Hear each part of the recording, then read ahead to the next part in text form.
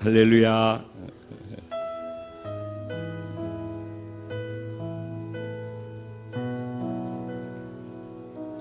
여러분들이 하나님 안에서 서로 사랑하고 서로 섬기는 모습이 참 너무 아름답고 보기가 좋아요. 저도 여러분들을 주님의 사랑으로 사랑하고 진심으로 섬깁니다. 여러분 사랑합니다.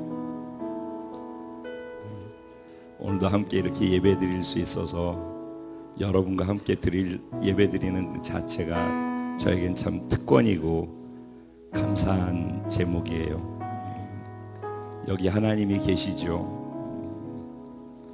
늘 말씀드리지만 예배는 하나님이 나한테 은혜를 주시는 걸 받기 위해서 예배 드리는 것이 아니라 우리가 여기 임재에 계신 하나님을 감동시키기 위해서 예배자로 있는 것이죠.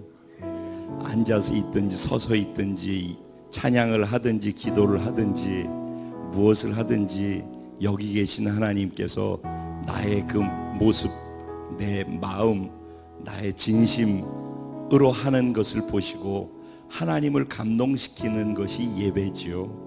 하나님은 그런 예배자를 찾고 계시지요.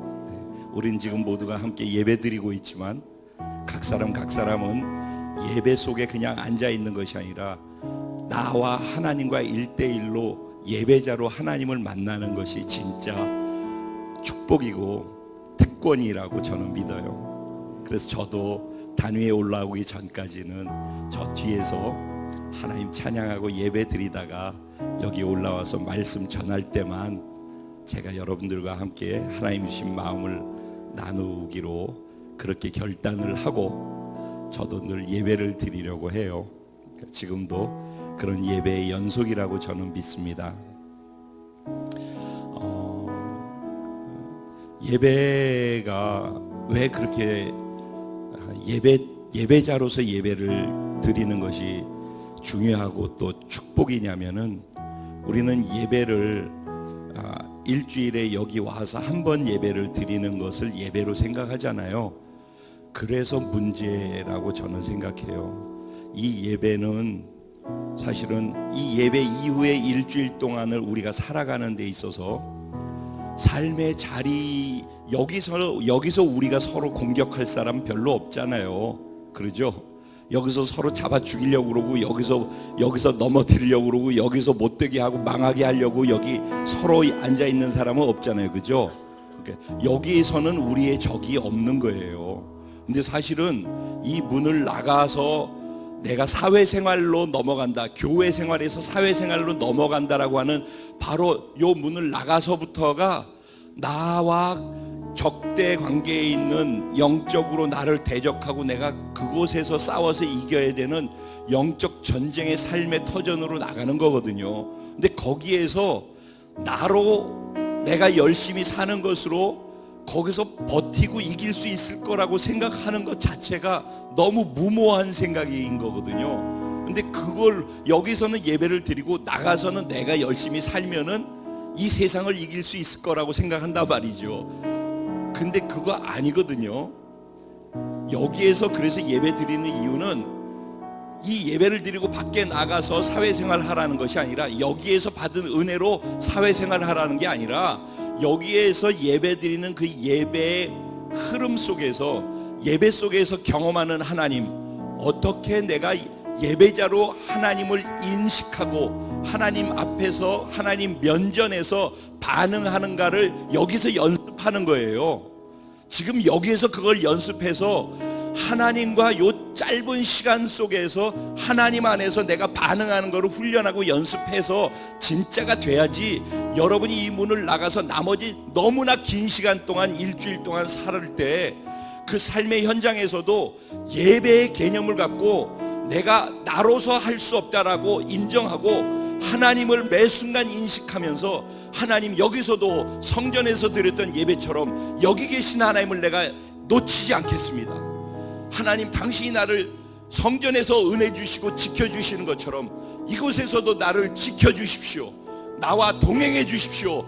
이곳에서 나를 통해서 하나님의 능력이 흘러가게 해 주십시오. 하나님의 지혜로 사람들을 만나서 영향력 있게 그 사람들에게 변화를 흘려줄 수 있는 자가 되게 해주십시오. 하나님을 이 예배 시간에서 성공하는 게 중요한 게 아니라 여기서 어떻게 예배를 성공했는지 그것을 놓치지 않고 문에 나가서부터 삶의 자리에서 이런 예배를 계속 지속할 수 있도록 하기 위해서 여기에서 여러분이 연습하는 예배라고 생각하고 이 예배를 드려야지 나가서 삶에서 이기는 자가 될 수 있어요. 그래서 여기서 드리는 예배는 가장 예배를 방해받지 않고 하나님 앞에서 집중해서 드릴 수 있도록 훈련되는 시간이기 때문에 여기서조차도 넉놓고서 예배를 드리고서 밖에 나가서 나는 예수 믿는 사람이니까 승리하고 이길 수 있다고 생각하고 하나님 보호하심 속에 있다고 생각하면 착각이라는 거예요. 그래서 우리 삶이 더 어렵고 곤고한 거예요. 그래서 여기 드리는 예배를 진짜 소중하게 생각하고 여기서 어떻게 목사님이 왜 자꾸 안타까워하면서 저렇게 하시지?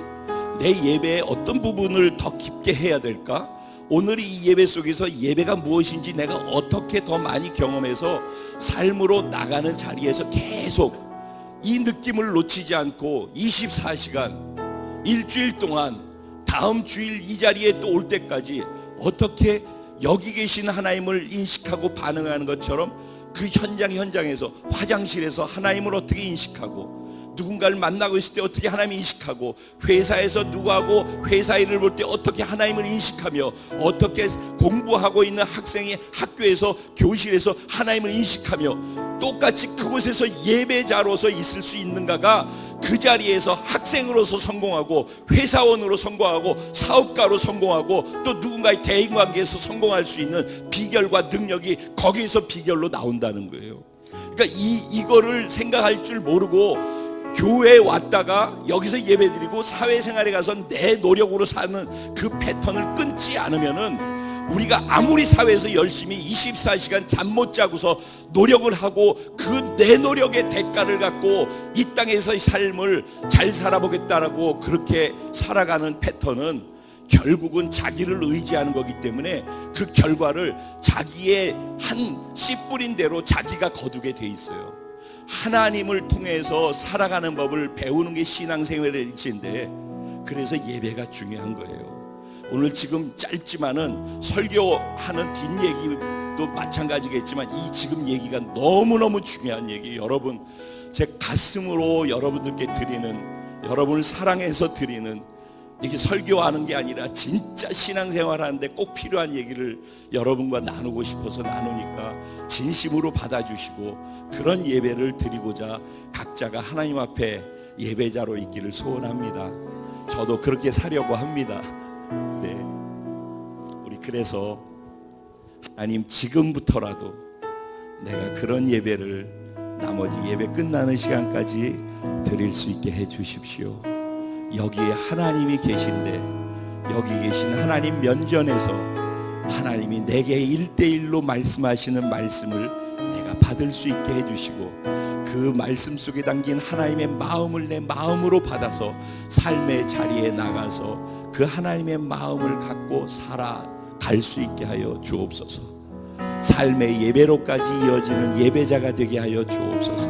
우리 주님의 이름을 3번 부를 때도 당신이 나의 주인이시고 구원자이시고 살아계신 하나님의 아들입니다라는 그 고백으로 주여 삼창하시고 같이 기도합니다. 기도드리겠습니다. 주여! 주여! 주여! 당신이 나의 주인이십니다. 나를 통치하고 다스리시는 나의 진정한 주인이십니다. 나는 다른 어떤 것도 두려워하지 않습니다. 사람을 두려워하지 않습니다. 환경을 두려워하지 않습니다. 내 망가진 건강을 두려워하지 않습니다. 나는 하나님만을 두려워하고 하나님이 진리의 말씀에 서서 하나님이 원하시는 대로만 순종하고 반응하는 것을 내 중심에 두겠습니다. 그리고 말씀으로부터 벗어나는 것을 두려워합니다. 하나님으로부터 떠나가는 것을 두려워하고 하나님이 싫어하는 것을 내가 할 때 그것을 두려워합니다. 하나님, 내가 하나님을 두려워하며 하나님을 경배하며 내 삶의 자리에서 하나님을 인식하고 반응하며 순종하는 삶을 살아갈 수 있게 하소서. 언제나 하나님의 나라, 하나님의 통치 가운데 있고 하나님의 보호하심과 지켜주심과 하나님의 축복 속에, 하나님의 능력 속에 살아갈 수 있게 하나님이 나를 도와주실 줄로 믿습니다. 오늘 그래서 내가 하나님 앞에 그런 예배자로 서 있습니다. 우리 공동체가 그런 예배를 드리기 원해.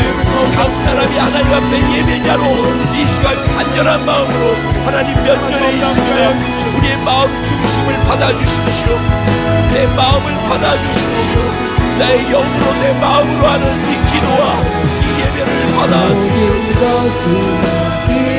오직 주님께만, 오직 주님께만 모든 것을 드립니다.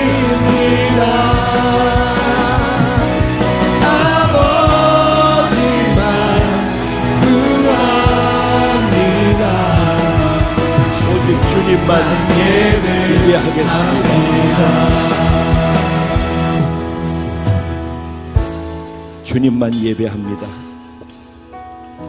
이제 아무것도 보이지 않습니다. 주님만 봅니다. 주님을 기준으로 둡니다. 주님의 말씀이 나의 전부이고 내 삶의 기준입니다. 그것 안에만 반응합니다. 세상 환경이나 사람이나 어떤 것에도 반응하지 않습니다. 내가 그것을 선택하고 결단합니다. 나를 그렇게 살아갈 수 있도록 그 삶의 자리에서 당신을 놓치지 않을 수 있도록 나와 늘 동행하시고 내 영이 늘 깨어 당신을 인식하고 반응하며 순종할 수 있도록 성령님 도와주시옵소서. 이 시간에 저를 사로잡으시고 우리 각자 한 사람 한 사람을 성령으로 사로잡아 주옵소서. 그리고 말씀하여 주옵소서. 성령님 지혜와 계시의 영이 되셔서 하나님의 심장에 있는 그 마음을 우리에게 새겨 주시옵소서. 허락하실 하나님만 높여드리고 의지하며 예수님의 이름으로 기도합니다. 아멘. 아멘. 할렐루야. 우리 좌우에 계신 분들에게 당신 하나님은 살아계신 하나님이십니다. 아멘. 아멘. 할렐루야. 저와 여러분의 하나님, 이 자리에 우리와 함께 하신 하나님은 살아계신 하나님이신 줄로 믿습니다. 한 번 더 서로에게 인사할 때 그 하나님이 당신을 지극히 사랑하십니다.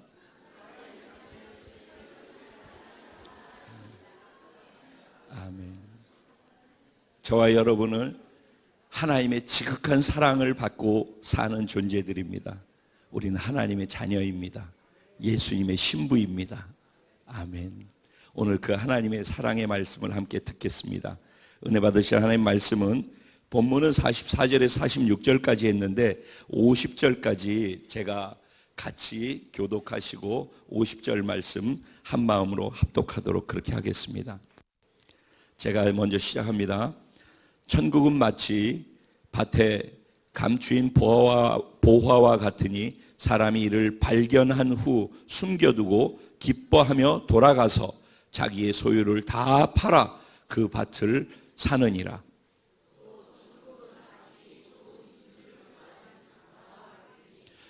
극히 값진 진주 하나를 발견함에 가서 자기의 소유를 다 팔아 그 진주를 사느니라.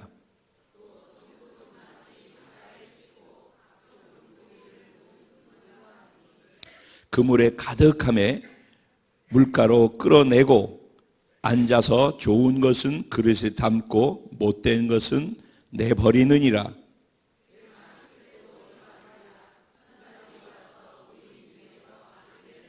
다 같이 풀무불에 던져 넣으리니 거기서 울며 이를 갈리라. 아멘. 오늘 이 본문 말씀 가지고 세상을 능히 이기는 복음의 능력으로 사는 자 바로 당신입니다. 이런 주시는 제목으로 하나님 말씀을 나누려고 합니다. 열왕기 하 20장 말씀을 가지고 지난번 말씀 전하면서 그 배경을 나누기 위해서 18장부터 쭉 그 배경을 잠깐 나누었었던 적이 있었어요. 거기에 등장하는 게 히스기야 왕 14년 때 일어났던 전쟁의 내용을 소개했었습니다. 기억하시나요?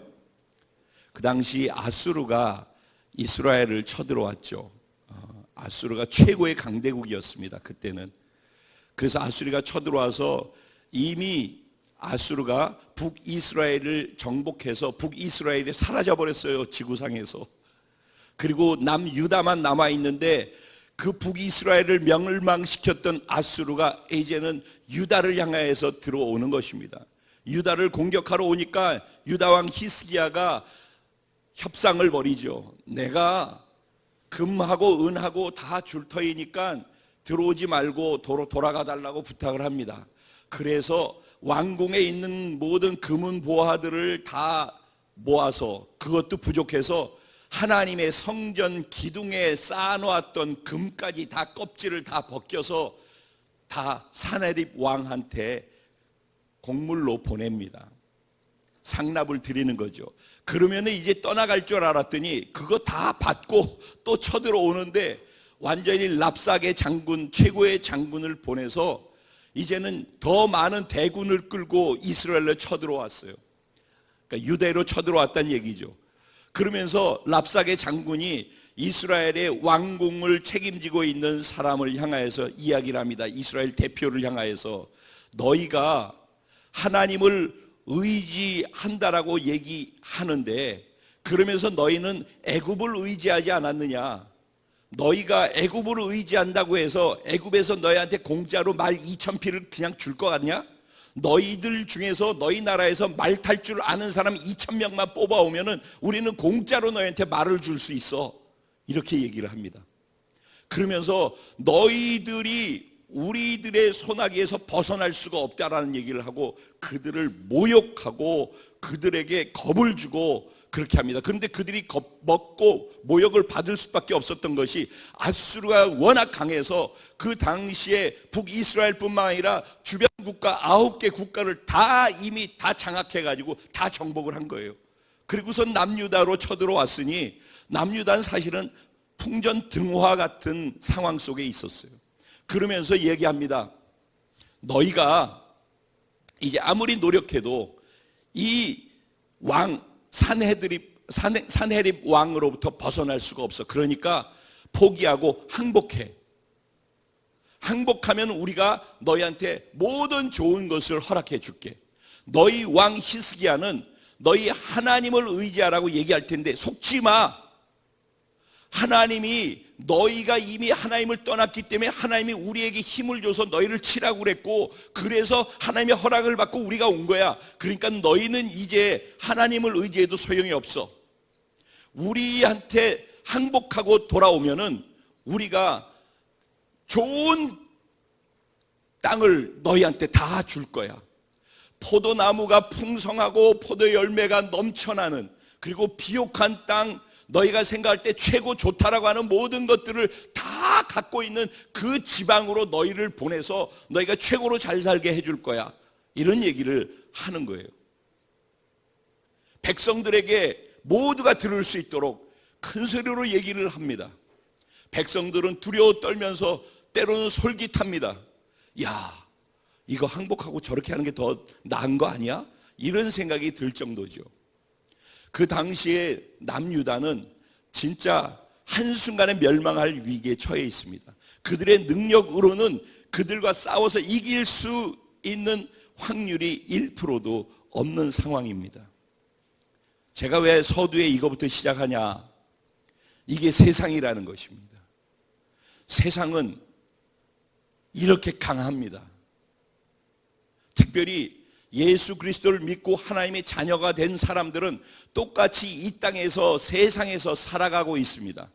그런데 이 세상에는 이 세상의 주인인 사단이 이 세상을 장악하고 있고 사단 안에 속해 있는 이 세상 사람들은 서로 경쟁하고 서로 싸우고 못된 짓 해서 서로 그 가운데에서 쟁취함을 통해서 힘 있는 자, 권력 있는 자가 이기는 것이고, 그래서 사람들을 부리고 다스릴 수 있도록 하기 때문에 감히 세력을 갖고 힘 있는 사람을 우리가 감당할 수가 없습니다.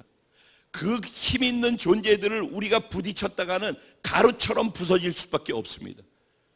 바위에 계란으로 던지는 것하고 똑같은 결과를 맞게 된다는 것을 우리는 세상 살면서 우리가 얼마나 연약한지를 느낄 수밖에 없는 것이 거대한 세상인 것입니다.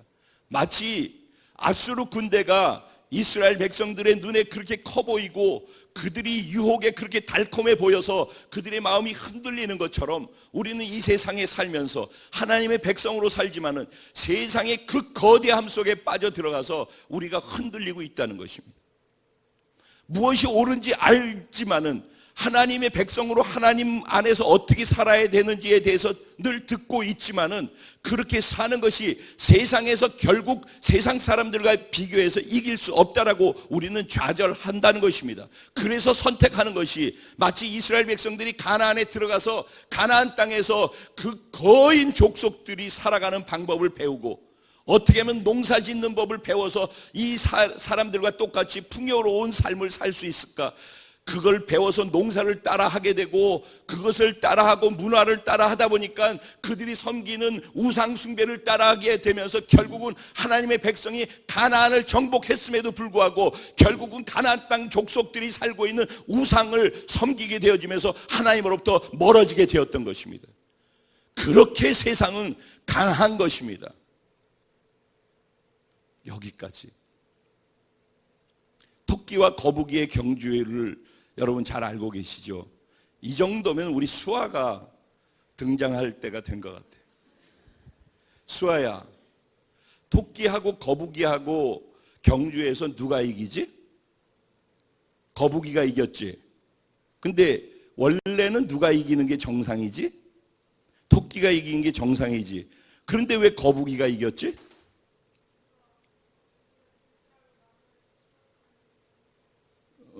자기가 이길 줄 알고 나무에서 쉬어 잤기 때문에 거북이가 이겼대요. 맞죠? 다 알고 있는 얘기죠? 네. 토끼가 당연히 이기는 거죠. 토끼는 질 수가 없는 거예요. 예를 들면 우리는 거북이란 말입니다. 이 세상은 토끼 같은 거예요. 그런데 거북이가 이 세상 토끼를 이길 수가 없습니다.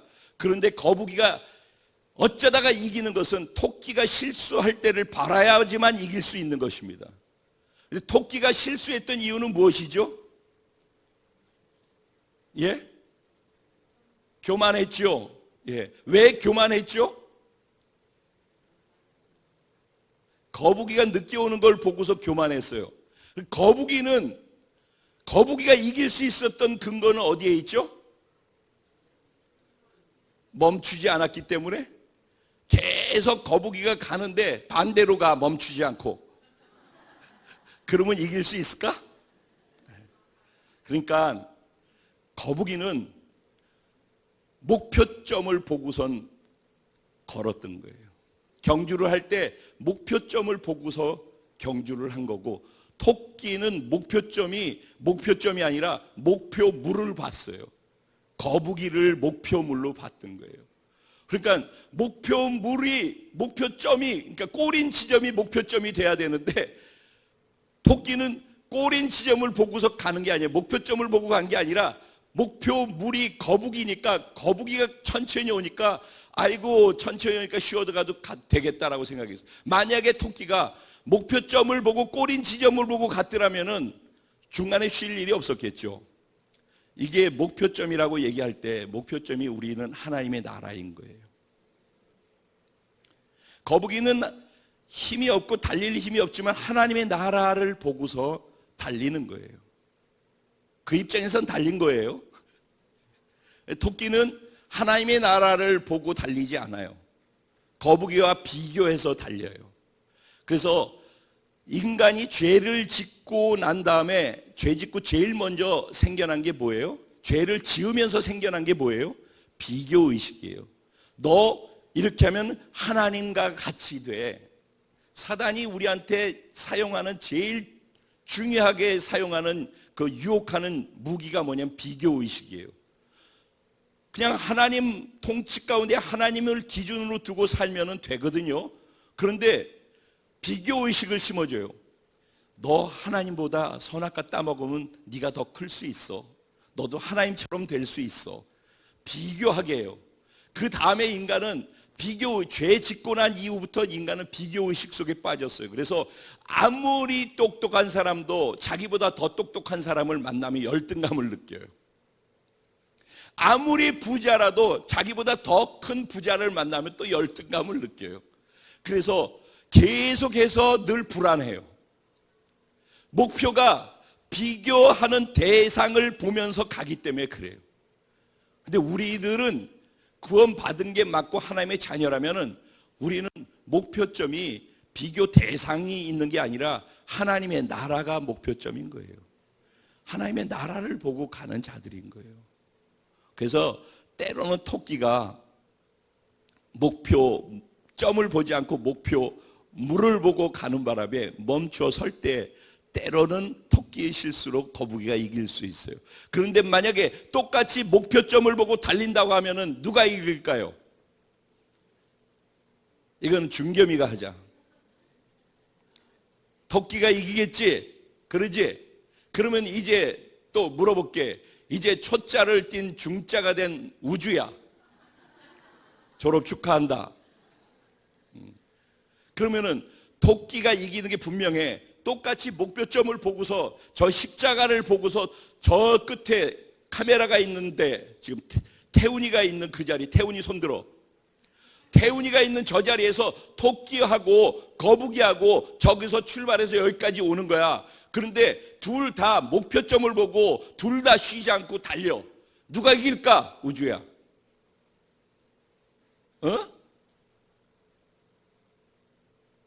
누가 이겨? 거북이가 이겨? 아니, 역시 영적이구나. 토끼와 거북이가 똑같은 조건 속에서 똑같이 달렸어, 저기로. 누가 이길까요? 이제 우리 초자에서 중자가 된 우주를 넘어서서 중자 중에서도 연우가 할까? 왜 놀래? 이렇게 쉬운 문제를. 야, 어른들한테는 지금 너무 쉬워서 안 묻잖아. 너희들한테 묻잖아. 자, 누가 이길까? 토끼지, 당연히. 그러지? 그러면은 이 땅에서 예수 믿는 사람들이 거북이라고요. 그런데 세상의 토끼들과 같이 뛰는 거예요. 그런데 세상은 그렇게 거대하다니까요. 마치 아수르처럼 말이죠. 그래서 이스라엘 남유다는 그 아수르인 토끼와 같이 경주를 하면 이길 수가 없어요. 우리가. 여러분, 이게 우리예요.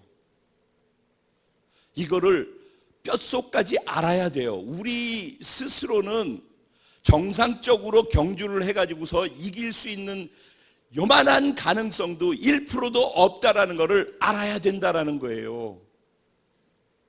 그런데 어떻게 우리가 이길 수 있는가? 우리가 이길 수 없다라는 걸 하나님이 아시는 거예요. 그래서 예수님으로 이 땅에 오셔서 거북이인 우리들을 십자가에서 죽이면서 새로운 거북이로 만들었어. 아니, 이렇게 표현하지 말고 이제 거북이가 이길 수 있는 방법이 뭐가 있을까? 토끼하고 이길 수 있는 방법이. 예? 이제는 어른한테 묻자. 좀 더 어려운 거니까. 현라자매, 연우를 도와서. 토끼하고 거북이가 저기서 뛰었어. 그래가지고 여기까지 뛰는 거야. 같은 조건이야. 누가 이길까? 토끼가 이긴다고 그랬어. 지금 누가 이길까? 이건 영적인 얘기야. 거북이로 해야지. 그렇지. 왜 거북이가 이길까? 이번 경주는 저기에서 여기까지 똑같이 달리는 건데 땅이 아니라 바다에서 경주였거든. 여러분, 예수를 믿는다라는 것은 토끼 거북이의 경주가 아니라 장소를 바꾼 경주를 하는 거예요. 우리는 이 땅에 같이 있으니까 땅에서 토끼와 거북이가 뛰는 경주를 하고 있는 것으로 착각을 하는데 우리는 바다로 필드를 하나님이 옮겨 놓으셨단 말이에요. 우리는 하나님의 나라로 옮겨놓은 존재들이란 말이에요. 우리가 이 땅의 땅을 밟고 있지만 우리는 믿음으로 존재를 바꿔놓은 존재란 말이에요. 그래서 우리는 여기에 있지만 눈은 여기에 있고 실제는 여기 살고 있지만은 진짜 하나님이 우리를 향해서 외치는 것은 너희는 이미 하나님 나라로 옮겨졌다 그랬잖아요. 그래서 우리가 십자가에서 죽고 장사 지낸 바 되어지고 예수와 함께 다시 태어나 새로운 피조물이 되었는데 우리를 하늘로 올리셨다고 그랬잖아요. 그리고 보좌에 앉히셨다고 그랬잖아요. 그리고 성령의 능력을 주셨다고 그랬잖아요. 그리고 예수의 신부들이 되게 해주셨다고 그랬잖아요. 우리의 필드를 바꿔주셨단 말이에요. 그런데 그 필드에 속한 자로 살 것인지 아직도 땅에 있다라고 생각하고 땅의 가치를 가지고 땅에 있는 것을 중요하게 생각하고 땅의 사람들이 하는 걸 쫓아서 흉내내면서 그들과 비교하면서 그걸 해야지 이기는 줄 알고 거북이가 토끼와 싸우려고 하면 이기겠냐고요. 그게 질 수밖에 없죠. 저는 가끔 우리 성도님들 가운데에서 자신이 이미 하늘로 필드를 옮겼는데도 불구하고 똑같이 교회는 나오고 예배만 드리고 밖에 나가서는 토끼들하고 땅에서 달리기를 경주하는 거북이처럼 살아가는 모습을 보면서 참 안타까워요. 단에서 이런 얘기를 수없이 얘기를 해도 이렇게 노골적으로 웃으면서 얘기를 하지 않으면 뭔 소리인지 잘 못 알아들어. 설교로 들어서.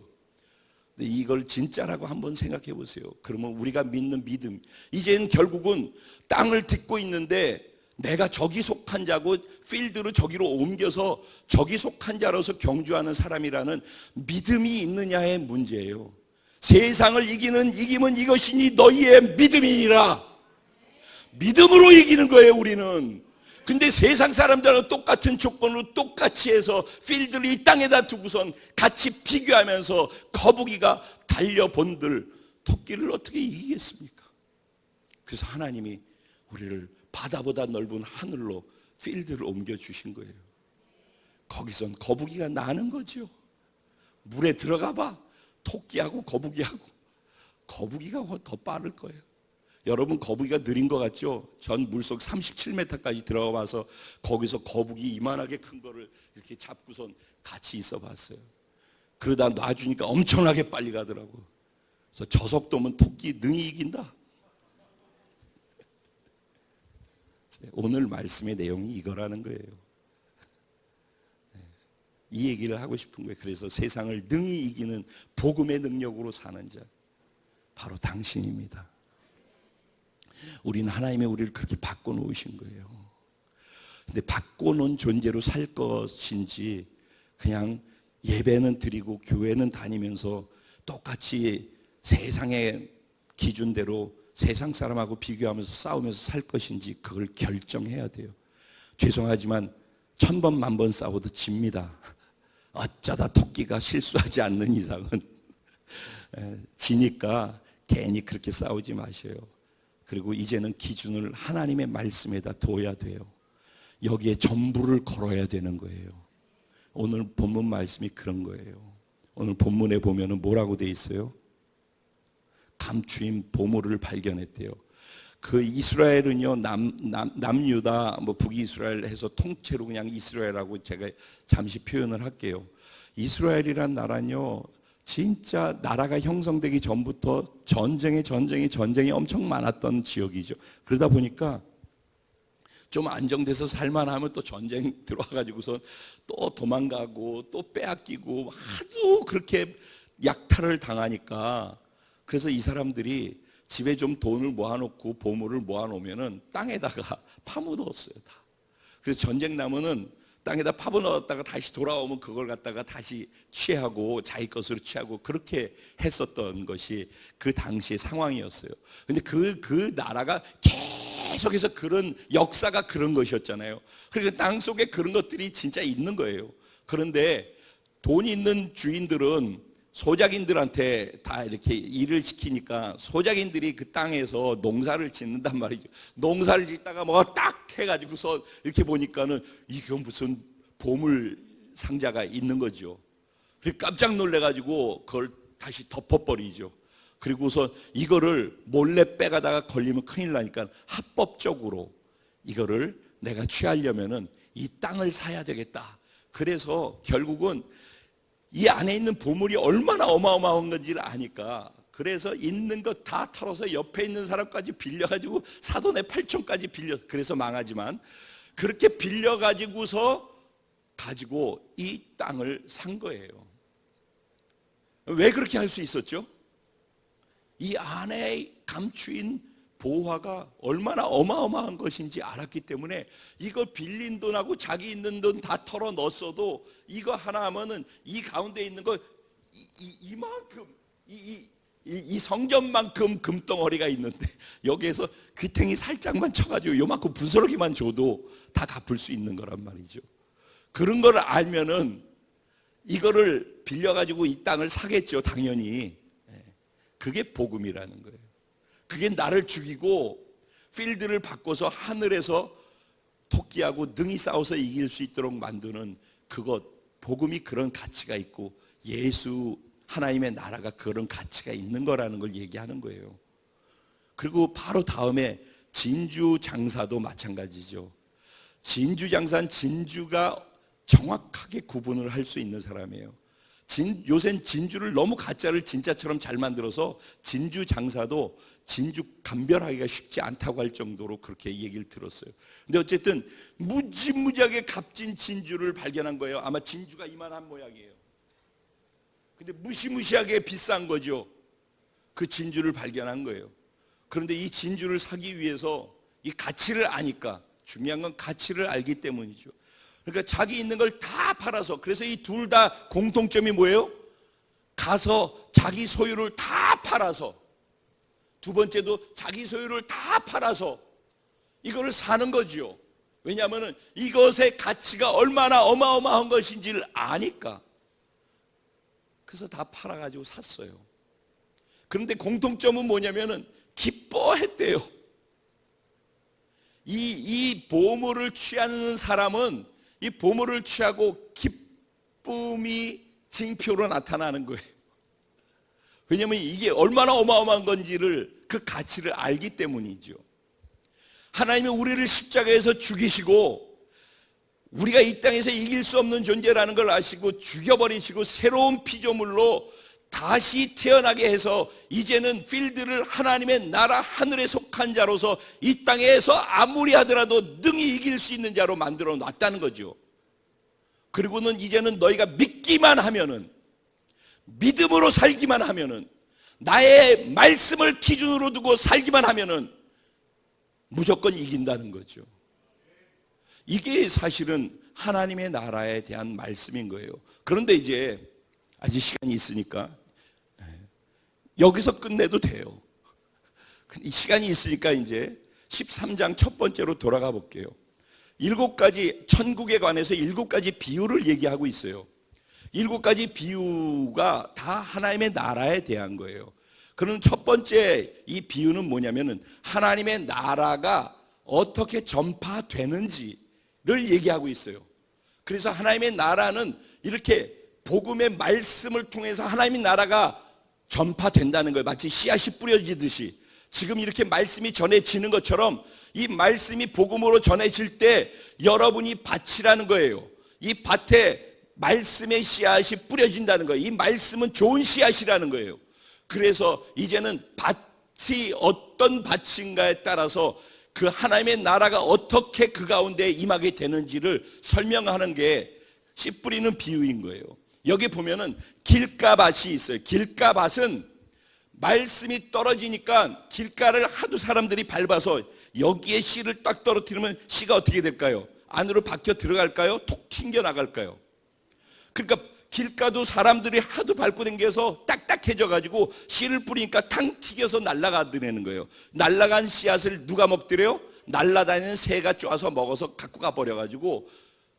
그러니까 내 마음이 딱딱한 사람은, 내 생각으로 꽉 들어차 있는 사람은 하나님의 말씀이 아무리 좋은 씨앗으로 던져져서 하나님의 나라에 대해서 얘기를 하고 하나님 나라로 들어오라고 얘기를 해도 툭 튕겨 나가가지고 사단이 와가지고서 다 쪼아먹어서 아무것도, 아무리 예배 시간에 예배를 드려도, 말씀을 들어도 그 사람한테 말씀의 능력이 흘러 들어가지 못한다는 거예요. 두 번째 케이스, 말씀이 떨어졌어요. 씨앗으로. 그랬더니 밭에 심겨졌어요. 심겨져서 그 밭에 심겨진 때 그 밭은 너무너무 기뻐했대요. 즉시로 기뻐한대요. 그런데 조금 있다가 어떤 일이 일어나냐면은 그 말씀으로 인해서, 내가 받은 말씀으로 인해서 말씀대로 살다 보니까 환난을 경험하는 거예요. 말씀대로 순종하는데 옆에서 잘난 척하네 뭐하네 그러고 찔러가지고 박해를 당하는 일이 있다는 거예요. 그러면은 말씀대로 살기 위해서 그렇게 사는데 환난과 박해가 오게 되면은 그게 흔들려 가지고선 결국은 뿌리가 말라서 얕게 심겨져 있기 때문에 해가 쬐니까 그대로 말라 비틀어서 죽어버리더라는 거예요. 세 번째는 떨어졌어요. 심겼어요. 그래가지고 막 뿌리를 내고 들어가는데 이게 들어가다 말고 말씀이 막히더라는 거예요. 중간에서. 이유가 무엇인가 봤더니 이 세상의 염려 때문에, 아이고 재정이 갑자기 크게 들어갈 일이 생겼는데 재정이 없네, 내 자식이 속을 새기는데 내 자식 때문에 속상해가지고 어떻게 마음이 감당할 수가 없네, 등등등등등등등등. 그러다 보니까 세상의 염려 때문에 하나님의 말씀으로 살아가는 게 중간에 딱 막혀가지고 더 이상 말씀이 뿌리를 내려서 자라지를 못해. 또 하나, 재물의 유혹 때문에 요거 조금만 더 열심히 하고 조금만 더 이대로 하면은, 아니 말씀을 이렇게 하라고 그래도 요것만 조금만 더 하면은 하나님 요것만 하면 내가 더 잘할게요, 하나님 요렇게만 하면 하나님 더 잘할게요.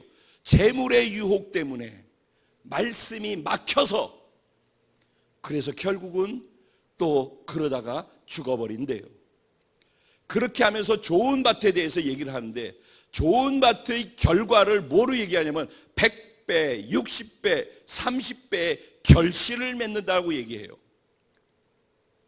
그러니까 좋은 밭은 뿌리를 내려서 결국은 열매를 맺는 것까지가 좋은 밭의 특징이라는 것을 거기서 얘기하고 있는 거예요. 그러니까 아무리 하는 것이 있어도 결과가, 무화과 나무가 열매는 없으면서도 잎사귀는 무성해서 하는 것 같고 움직이는 것 같은데 열매는 없어. 5년이 돼도 10년이 돼도 열매는 없어. 근데 하는 것 같아. 하나님은 그 결실을 이 100배로 됐는지 60배로 된 적어도 30배로 결실이 일어나는 것이 그게 특징이라는 거예요. 좋은 하나님의 나라의 말씀이 씨앗이 떨어지면은 결실을 맺는 것을 통해서 내가 좋은 밭으로서 그것을 받아들였는지 아니면은 다른 영향 속에서 있었는지를 그걸 통해서 볼 수 있게 된다는 거예요. 이게 임창표의 얘기가 아니라 지금 성경 마태복음 13장에 있는 얘기예요. 우리는 내 생각하고 다르면은 생각을 왜 목사님 그렇게 생각하지라고, 그러면 내 얘기를 하는 게 아니잖아요. 지금 성경에 있는 얘기를 하잖아. 하나님의 나라를 대해서 얘기를 하고 하나님의 나라의 말씀이 전파될 때 그 말씀을 어떻게 사람들이 가로막고 이 말씀으로부터 벗어나려고 하는지를 얘기하고 있는 거죠. 그런 생각 없이 그대로 받아서 그렇게 하는 사람에게는 이런 결과가 나타난다라고 얘기를 하는 거예요. 그래서 좋은 씨를 가지고 좋은 밭에다가 뿌려가지고 좋은 나무에서 좋은 열매가 맺혀지는데, 그런데 가만히 보니까 거기에 내가 분명히 좋은 밭에다 좋은 씨를 심어서 좋은 열매가 나고 있는데 그것만 날 줄 알았더니 그 옆에 보니까 가라지들이 있더라는 거예요. 그래서 아니 어떻게 좋은 밭에 좋은 걸 심어서 좋은 열매가 나고 있는데 이거 내가 심지도 않은 왜 가라지가 있지 그랬더니 원수가 와서 몰래 거기에다 같이 가라지를 심어놨다는 거예요. 그래서 이걸 어떻게 할까요? 가만 냅둬라. 지금 뽑다가는 옆에 있는 좋은 나무에 좋은 열매 맺는 것까지 다 무너지고 다 부서지니까 그대로 추수할 때까지 놔뒀다가 추수할 때 되면은 좋은 거는 곡간 즉 하나님의 나라 하늘 쳐서 하나님 나라로 다 옮기고 나머지 죽정이들 가라지들은 옆으로 모아가지고 불에 태워서 던져버려라. 이게 씨 뿌리는 비유 다음에 가라지 비유를 얘기한 거예요. 그리고 난 다음에 이제 좋은 씨를 가지고 좋은 열매를 맺어서 천국을 내 안에 두고 사는 사람들의 특징에 대해서 얘기를 하는 거예요. 그게 무엇인가? 그 다음 세 번째, 네 번째 비유에서 겨자씨 비유하고 누룩의 비유를 들고 있어요. 겨자씨 비유는 뭐예요? 요만하게 겨자씨 보셨죠? 이 전보 볼펜으로 위에서 수직으로 찍으면 살짝 보이는 그거보다 더 작은 게 겨자씨예요. 그런데 그 겨자씨를 땅에다 심으면은 자라가지고서 큰 나무가 돼서 그늘을 해서 공중에 나는 새들이 거기 와서 깃들이고서 쉼을 얻는다라고 얘기했어요. 또 누룩은 어떤 거예요? 이만한 밀가루가 있어요. 그런데 그 밀가루에다가 누룩을 요만큼을 넣었더니만은 그 누룩으로 말미암아 밀가루가 이렇게 부풀어 커진다고 그랬어요. 무슨 얘기예요? 하나님의 나라의 특징에 대한 얘기예요. 진짜 좋은 밭이 돼서 좋은 열매를 갖고 하나님의 나라를 받아들인 사람은 하나님 나라가 생명이기 때문에 생명의 능력을 가지고 작은 하나의 생명만 있어도 풍성한 결실과 열매로 확장되어진다라는 거예요. 성장과 확장과 지경이 넓어진 일들이 일어날 수밖에 없는 게 하나님 나라의 특징이라고 얘기를 하고 있는 거예요. 이게 겨자씨와 누룩의 비유에서 나타나고 있는 얘기예요. 그리고 난 다음에 네 번째 가지고 다섯 번째, 여섯 번째 비유가 무엇이에요? 오늘 우리의 본문 말씀인 거죠. 가치 있는 것. 하나님의 나라는 어떤 것이냐? 이렇게 가치 있는 거라는 거예요. 뭐 이거 하고선 비교하고 이거 하고서 저거 하고 다리 양다리 걸쳐놓고서 이것도 하고 이것도 하고 그런 게 아니라 내가 가진 모든 것을 내 소유를 다 팔아서 이것을 할 것인지 저걸 할 것인지를 두 개 중에 하나를 선택해야 되는 게 하나님의 나라이지 이쪽에 있으면서 저것도 하고 싶고 저것도 하면서 이것도 하는 그런 일은 없다라는 거예요.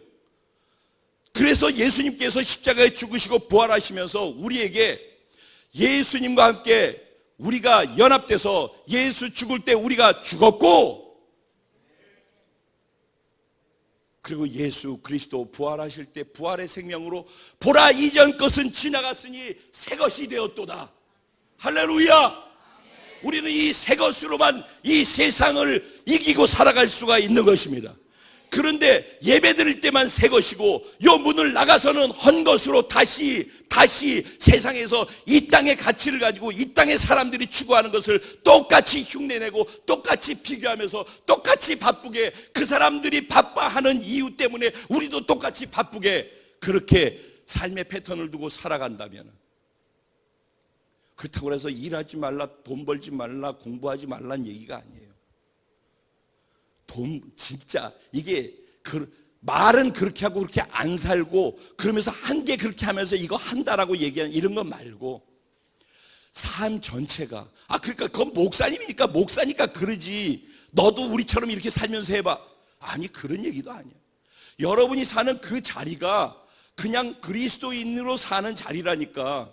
그래서 주중에 어느 날 나 전도할 사람 만나서 전도해야지. 예를 들면은 날 정해놓고 하는 그런 거 말고 그거 하고 한다라고 생각하는 거 말고 그냥 내가 어디에 있든지 무엇을 하든지 목욕탕에 가든지 화장실에 있든지 누굴 만나든지 뭐라든지 그 만나는 사람은 살릴 사람 아니면 세울 사람 둘 중에 하나밖에 없다니까. 전도해서 영혼을 구원할 사람 아니면은 예수님 제대로 믿게 해가지고 하나님의 나라를 위해서 살아갈 수 있도록 세워줘야 될 이 두 종류의 사람밖에 없어요. 지구상에 78억의 인구가 있어도 그러면은 누구를 만나든지 교제를 할 때든지 섬기고 있을 때든지 장사를 하고 있을 때든지 사람을 만날 때 얼마든지 가게에 있으면서도 사람 만나다가 내 지난번에 우리 그 성도님 가게 요번 주 중에 갔었어. 그지? 가가지고선 그곳에서 손님이 없으면 내가 가서 갔던 일을 보고서 빨리 나가려고 그랬는데 계속 손님이 왔다 갔다 해가지고서 장사에 내가 도움이 돼야 되는데 장사 방해되면 안 되니까 계속 기다렸어요. 근데 그때 내가 무슨 생각했냐면은 마지막에 있었던 그분 저분 저 정도면 지금 전도해도 얘기 나누면은 이 복음이 전해질 수 있겠다. 교제가 될 수 있겠다. 그런 생각이 사실 그때 들었었어요. 그러니까 그런 거죠. 그러니까 그게 장사하는 자리이기 때문에 장사하는 자리에서는 장사만 해야 된다라고 생각하면은 그러면은 답이 없는 거죠. 왜냐면 거의 거기에 있는데 내가 그 자리에 빠져나가서 시간을 뺄 수가 없는 구조 속에 있는데 그러니까 그쪽에 사람들이 오지 않냐고. 그 오는 사람들 거기다 예수 얘기했다가 다 끊어지라고 끊어질지 안 끊어질지 해봤어? 하나님께서 하신다고 그러잖아. 지혜롭게 기도하면서 그 사람은 무조건 예수 믿으세요. 이게 좀 아무 생각 없이 그렇게 하지 말고 지혜롭게 그리고 하나님과 임재 속에서 교제가 있으면요, 그날과 그 시에 무슨 말을 해야 될지 그것 때문에 두려워하지 말라고 그러잖아요. 성령께서 그 시에 할 말을 알려주신다고 그랬어요. 그러니까 지혜로움이, 하나님을 경외하는 게 지혜의 근본이야.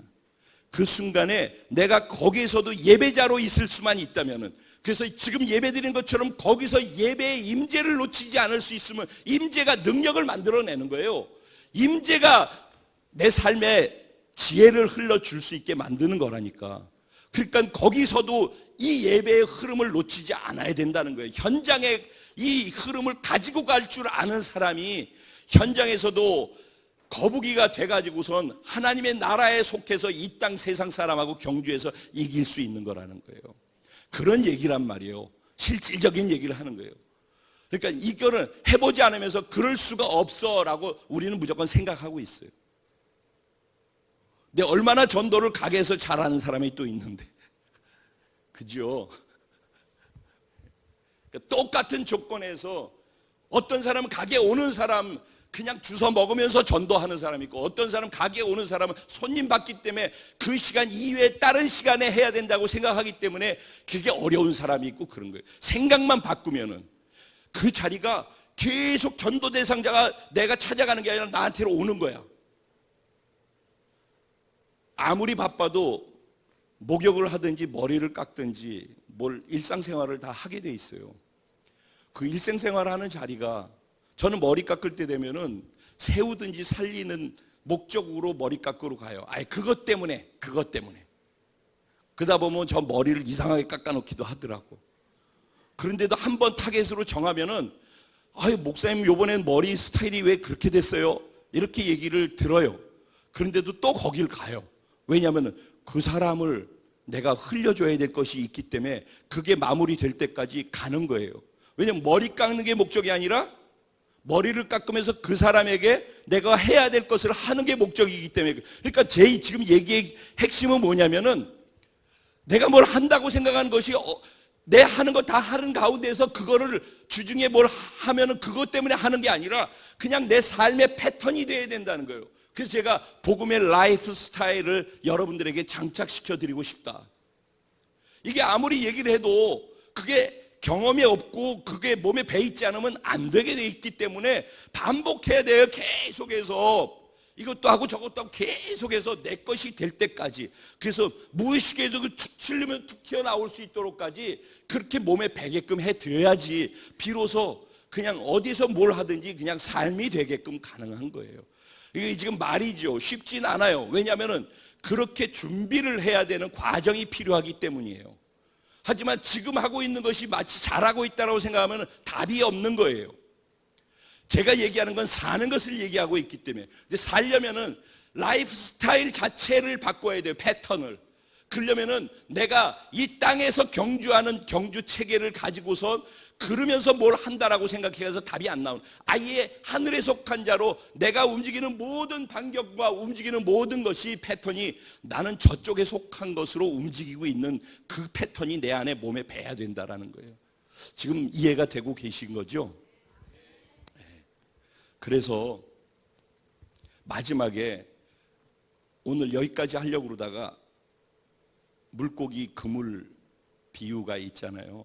그게 이제 그러니까 지금까지 얘기한 걸 통해 가지고 뭐냐면은, 우리가 이제는 하나님께서는 구원받은 우리에게 이렇게 살 수 있도록 믿음으로 선택할 수 있는 기회를 주시는 거예요. 그 뒤에 우리가 읽지 않은 뒤에 결론에 가면은 뭐가 나오냐면, 예수님께서 자기 고향에 가셔요. 고향에 가셔서 그들에게 말씀을 전하면서 그들에게 능력을 보이시니까 그 고향 사람들이 그 말씀 전하는 걸 들으면서 그분의 능력을 보면서 어떻게 이렇게 지혜로운 말씀을 전할 수 있지? 그분의 능력에 놀라면서 어떻게 이럴 수 있지? 그러니까 지혜도 이게 엄청나다는 것도 알고 그분의 능력도 보고서 엄청나다는 걸 아는 거예요. 그런데 그들이 그 예수를 믿지 않는 거예요. 자기 생각이 있어서. 내 생각에는 이 동네에도 살았던 그 마리아의 아들 아니야? 내 생각에는 이 말씀을 순전하게 받아서 이 말씀대로 어떻게 살까에 대해서 내 삶을 드리려고 하지 않고 내 생각과 자꾸 부딪히는 거예요. 내 생각에는 그들의 생각이 그랬던 거예요. 쟤는 우리 동네에 살던 쟤 예수 쟤 아니야. 그런데 어떻게 저런 능력이 있지? 능력과 지혜를 봤어서 놀랐으면은, 그러면은 선택할 기회가 주어진 거라고. 즉 구원을 받아들이고 하나님 나라의 사람으로 살지 말지를 선택할 수 있는 기회를 준 거란 말이에요. 기회를. 기적을 경험하는 것도, 능력을 경험하는 것도, 지혜로운 말씀을 듣는 것도 그냥 그 자리에서 듣고 보게 하기 위한 게 아니라 기회를 주는 거라고. 기회를. 선택할지 말지를. 근데 중요한 것은 선택을 안 할 경우에 어떤 일이 일어나는가? 나중에 물고기, 이 그물 비유에서처럼, 물고기 비유는 뭐예요? 물고기 잡는 사람들이 그물을 쳐가지고 물고기를 잡았더니 그 물고기 안에 좋은 물고기들이 있는 건 다 물고기 바구니에다 다 담고, 거기 찌꺼기처럼 있고 버려야 될 것은 어떻게 한대요? 다 내다 버리느니라. 무슨 얘기인지 알아요? 지금 계속해서 가라지, 그 다음에 알곡과 가라지 비유도 그렇고 지금 이것도 그렇고 다 무슨 얘기냐면은, 마지막에는 우리가 선택할 기회를 하나님이 계속 주시지만 나중에는 하나님이 선별하실 때가 온다는 거예요. 네가 진짜 믿는다고 한 것이 진짜인지 아니면 가짜인지, 교회에서 할 건 다 했는데 진짜 믿고서 그렇게 하고 있는 건지 아니지, 내가 나중에 선별할 날이 올 거야, 이 얘기를 하는 거죠. 이제 결론입니다. 다시 돌아가서, 그런데 하나님이 왜 이렇게까지 하시는가? 왜 계속해서 우리한테 그러면서 은혜를 주시는가? 왜 오늘도 이렇게 말씀하시는가? 그러면서 하나님이 우리에게 계속 그래, 우리 안에는 선한 게 없다라는 거예요. 여러분, 아무리 여기서 설교 듣고 또 나가도 여러분 또 여러분 하고 싶은 대로 살잖아요. 여러분이 만들어 놓은 패턴 안에 살잖아요. 그리고 옆 사람과 비교해가지고 옆 사람보다 좀 부족하면은 좀 더 하다가 말려 들어가지고 전에 갖고 있던 것까지 다 날리고 어려운 경우도 또 있잖아요. 그러지 말고 하나님 나라의 가치를 갖고 살아야 된다. 그래서 너희는 그렇게 하면 토끼가 거북이한테 늘 이길 수밖에 없고 거북이는 질 수밖에 없는 그 구조에서 못 벗어난다는 거예요. 그러니까 그런 너희를 내가 대신해서 같이 죽여버리고, 그리고서 새로운 피조물로 다시 태어나게 해서 너희와 나와 연합된 존재로 만들어서 너희에게 천국 열쇠를 주고 음부의 권세가 감히 너희를 이기지 못하게 만들고, 이 땅에서 묶고 풀면 하늘에서도 묶고 풀어주시는 권세와 능력을 가진 자로 살게 해주시겠다라는 거 아니에요. 그러니까 너희가 이 땅에 살지만은 하늘에 속한 자로 하나님 나라의 가치와 하나님 나라의 말씀을 기준을 두고 그 기준에서 벗어나는 걸 두려워하라는 거예요. 사람을 두려워하지 말고 이 세상 환경과 상황을 두려워하지 말고 하나님을 두려워하고 하나님 말씀에서 벗어나는 걸 두려워할 줄 알고 살아가는 걸 하나님을 경외하는 거라고 얘기를 해요. 하나님을 경외하는 것이 지혜의 근본이니라. 하나님을 경외해서 하나님을 두려워할 줄 알고 하나님의 말씀대로 살아가려고 몸부림치는 사람들, 그 사람들이 복음 안에 변화된 자기의 삶을 마음껏 누리는 사람이고, 이 사람들이 세상에서 무엇을 하든지 거침없이 이기는 자로 살아가는 사람이에요. 세상을 이길 수 있는 유일한 방법을 하나님이 주셨는데 그것이 복음의 능력으로 사는 거란 말이에요. 그러면서 하나님이 요한 1서 5장 3절부터 5절 사이에 보면 세상을 이기면 이것이니 너희의 믿음이니라. 이제는 믿음을 갖고 하나님의 말씀 안에 내가 설지, 아니면 사람이나 환경이나 상황이 흔들리기 때문에 그것의 영향을 받으면서 그걸 내가 어떻게 해서든지 해보려고 그러니까 자유를 빼앗기고, 그러니까 늘 무너지고, 그러니까 분명히 어저께까지 서 있다가 오늘 되면 팍 꺼져가지고 그 사람 어디 있는지도 안 보이게끔 되는 이유가 다 이것 때문이라는 거죠. 오늘은 그럼에도 불구하고 하나님은 다시 우리가 어떤 존재인지 말씀하시는 거죠. 이제 곧 구정이 돼서 여러분 가족들에게로 또 가고 가족들이 여러분에게로 올 것이에요. 가면 또 여러분 또 고생하기도 하고 부딪히기도 하고 복잡한 일을 경험하기, 그것도 또 다른 세상이 되겠죠. 거기 가서 여러분들이 무너질 것인지, 거기 가서 오히려 하나님의 나라의 가치와 방법으로 그들을 섬기고 사랑함을 통해서 그들을 정복하고 이길 것인지, 여러분이 제가 선택해야 되는 것이라는 거예요. 우린 믿음으로 이기는 것이에요. 하나님의 말씀을 붙잡고 말씀대로 살아가려고 몸부림칠 때 하나님이 그 믿음을 보시고 우리 가운데 기적을 행하시고 능력을 행하셔서 세상을 능히 이기는 자로 살 수 있도록 만들어 주시는 줄로 믿습니다. 오늘 이 말씀이 한 주간 그리고 구정을 보내실 때, 아니 전 남은 인생을 살아갈 때 복이 되시기를 주님의 이름으로 축원합니다. 이 말씀이 무엇인지 특별히 토끼 거북이 생각하면 쉬울 거예요. 하나님, 내가 어디에 속한 자로 살 것이, 이 땅에서 계속 뛸 것인지 아님 필드를 바꾼 존재로서 살아갈 것인지 오늘 다시 한번 결단하고 선택하는 시간 되게 하셔서 하나님이 나중에 나를 선별하실 때 내가 좋은 물고기로 선별돼서 좋은 물고기들이 담겨지는 하나님의 나라 바구니에 담겨질 수 있는 그런 삶이 되게 하여 주시옵소서. 우리 주님의 이름을 한번 부르고, 당신이 나의 주인이시고 당신의 말씀대로 나는 순종하고 통치당하겠습니다, 이런 마음으로 주여 하나님께 부르짖고 기도하며 나아갑니다. 기도드리겠습니다. 주여!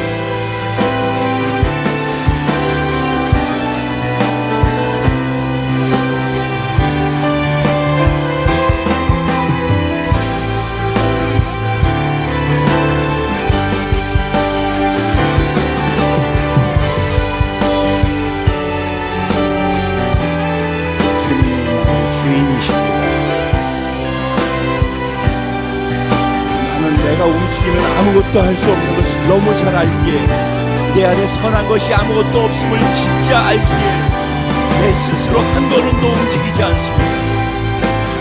주님, 그런 나를 죽여주시고 예수님과 연합되게 하셔서 완전히 새로운 존재로 당신의 새로운 완전하고 완벽한 능력과 권세에 연합되게 하시고 내가 그 안에서 살 수 있는 하나님 나라의 백성님과 하나님 나라의 자녀로서 살아가게 하심을 감사합니다. 나를 이렇게 바꿔주셨음에도 불구하고 이 자리에서 뿐만 아니라 세상에서 그렇게 살지 못하기에 늘 넘어지고 쓰러져 깨진 가운데 이 자리에 돌아오는 폐단병 같은 삶을 살았었지만 오늘 이 시간으로 그 삶을 끊어버립니다. 주님, 그리고 이제부터 세상을 정복하기 위해서, 지경을 넓히기 위해서 생명 있는 자로 하나님 나라 백성으로 세상을 향해서 담대하게 나아가는 하나님의 사람이 되겠습니다. 하나님, 저와 동행해 주시고 여기 임재하신 하나님을 느끼고 경험하는 것처럼 내 삶의 자리에서 지금 여기 계신 하나님, 바로 이 자리에 나와 함께 하시는 하나님, 당신을 붙잡고 세상을 정복할 수 있도록 당신께 순종함을 통해서, 말씀의 순종함을 통해서 내가 당신의 능력을 행하고 당신의 권세를 드러내며 이 땅에서 내가 묶을 때 하나님이 묶어주시고 이 땅에서 내가 불 때 하나님이 불어주시는 그런 삶을 살게 될 줄로 믿습니다. 예, 주님이 그렇게 하십니다. 나는 하나님 나라의 거북입니다. 이 세상의 토끼들과 이 땅에서 경주를 하지 않습니다. 나는 하나님 나라의 거북입니다. 예, 주님. 예, 주님.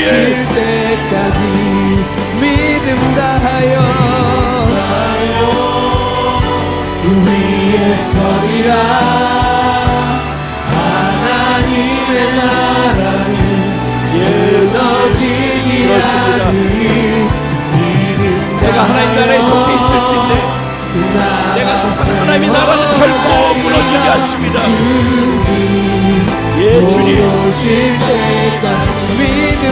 우리 그 자리에 일어나셔서 자신의 믿음을 하나님 앞에 고백해 드리겠습니다. 하나님의 나라가 우리의 목적점인 것입니다. 우리의 목표, 우리가 가야 될 마지막 종착지는 하나님의 나라고 우리는 그 나라를 바라보고 가는 것입니다. 예 주님, 오실 때까지 이곳에 임하신 하나님 나라 가난한 마음으로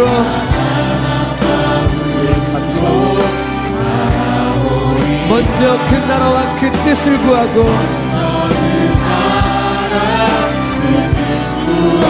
나의 삶을 드리니 주님 우리에게 맡기신 그분의 나라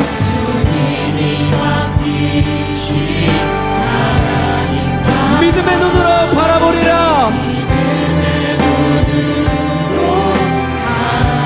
하늘의 뜻이 이 땅 가운데 이루어지도록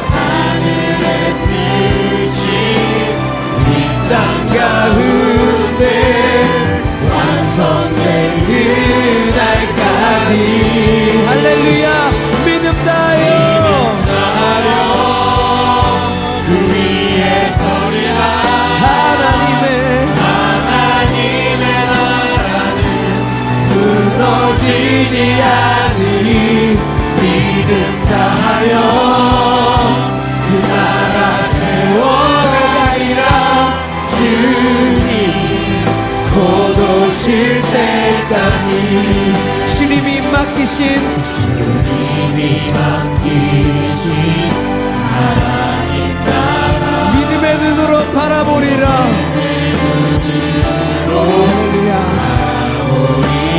하늘의 뜻이 이 땅 가운데 이루어지도록 이 땅 가운데 완성될 그날까지 믿음 다하여 그 위에 서리라. 하나님의 나라는 무너지지 않으리. 믿음 다하여 그 나라 세워가리라. 주님 곧 오실 때 믿음 다하여 그 위에 서리라. 하나님의 나라는 무너지지 않으리. 믿음 다하여 그 나라 세워가리라. 우리 그렇게 결단하는 마음으로 우리의 목소리를 높여서 믿음 다하여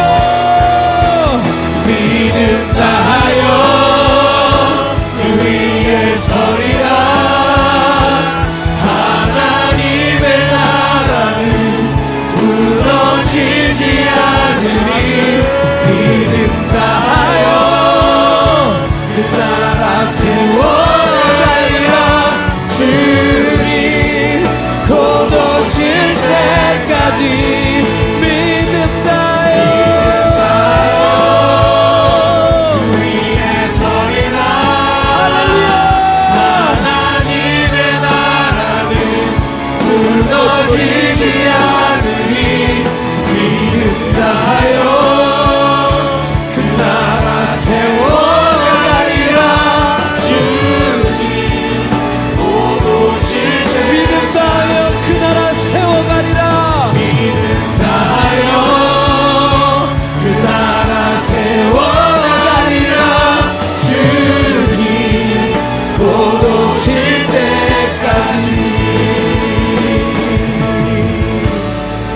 지금 서신 그 모습 그대로, 지금 고백한 그 고백 그대로 다음 시간을 이어가겠는데, 오늘 우리 은주자매님께서 복음 강의를 마치고 우리 교회 가족으로서 헌신서약을 하게 되어졌습니다. 앞에 나오셔서 헌신서약 하실 때 여러분이 처음 헌신서약 할 때 그때를 기억하시고 이 마음을 다시 회복하셔서 교회를, 하나님의 나라를 든든히 세워가기로 다시 한번 마음의 결단과 다짐하고 또 축복하고 기뻐하는 시간이 됐으면 좋겠습니다.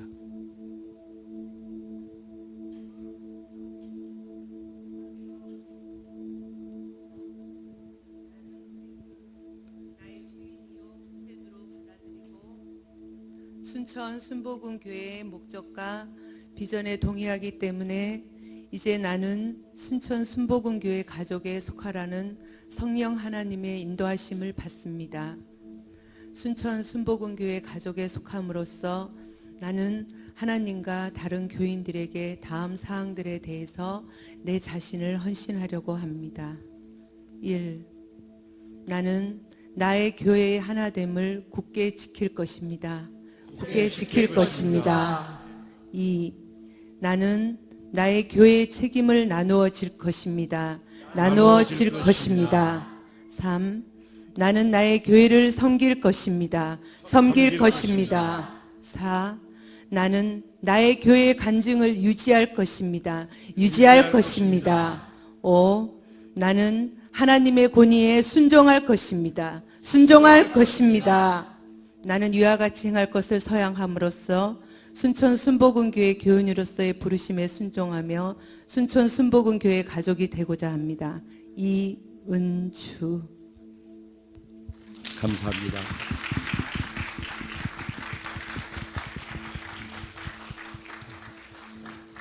기도해 드리려고 그랬더니 쏙 들어가셨는데, 여러분 이 시간 우리 교회에 주신 찬양을 같이 드리면서 이 찬양의 가사가 우리들의 고백이고 신앙 고백일 뿐만 아니라 오늘 같이 교인 헌신서약 하신 은주자매의 개인적인 신앙 고백이 돼서 공동체가 다 한 마음으로 하나님 나라를 세워갈 수 있는 그런 공동체를 다짐할 수 있는 이런 찬양이 됐으면 좋겠습니다. 우리 다 같이 마음으로 신앙 고백으로 이 찬양을 드립니다.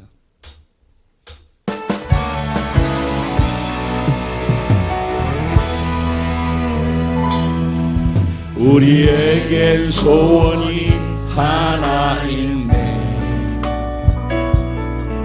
주님 다시 오실 그날까지 우리 가슴에 새긴 주의 십자가 사랑 나의 교회를 사랑케 하네. 주의 교회를 향한 우리 마음 희생과 포기와 가난과 고난 하물며 죽음조차도 우리를 막을 수가 없습니다. 왜냐하면 우리 교회가 이 땅의 희망이기 때문입니다. 교회를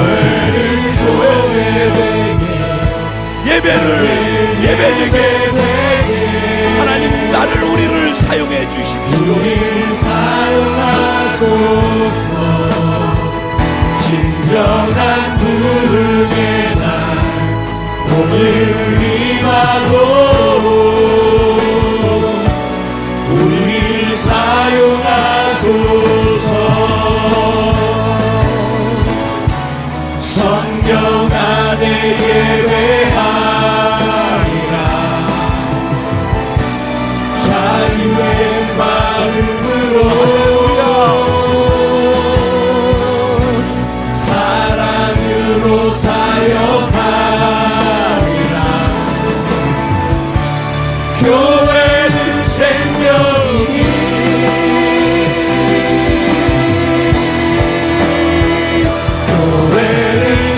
예배되게 예배되게 나 우리를 사용해 주십시오. 진정한 부흥의 날 오늘 임하도록 우리를 사용하소서.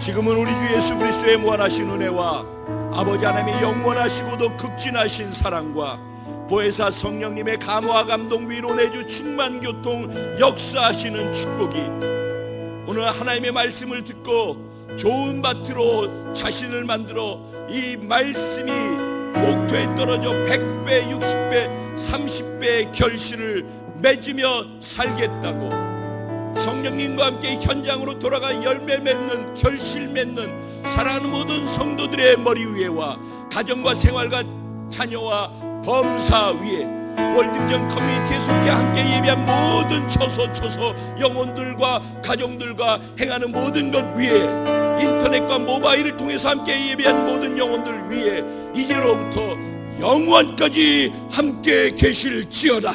할렐루야. 세상을 이기는 복음의 능력으로 우리 예배를 기도하시는 하나님 앞에 영광의 박수 올려드립시다.